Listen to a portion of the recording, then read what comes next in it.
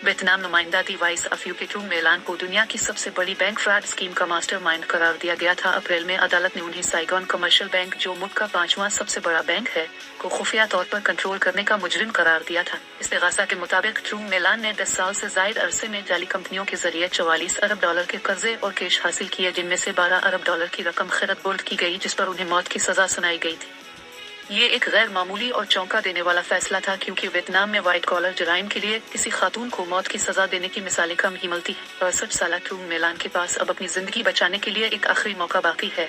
वियतनामी कानून के मुताबिक अगर वो खैरत बुर्द की गई रकम का 75% वापस कर दें तो उनकी सजा को उम्र कैद में तब्दील किया। ट्रू मेलान खैरत बुर्द किए गए 12 अरब डॉलर की रकम में से 9 अरब डॉलर वापस लौटाकर सजाए मौत को उम्र कैद में तब्दील करवा सकती हैं, और साथ ही वो वियतनाम के सदर से मुआफी की दरख्वास्त भी कर रखी है। वियतनाम की खातून प्रॉपर्टी टाइकून ट्रू मेलान की बैंक फ्रॉड केस में सजाए मौत के खिलाफ अपील मुस्तरद कर दी गई, ताहम उनके पास मौत की सजा से बचने का एक रास्ता मौजूद है।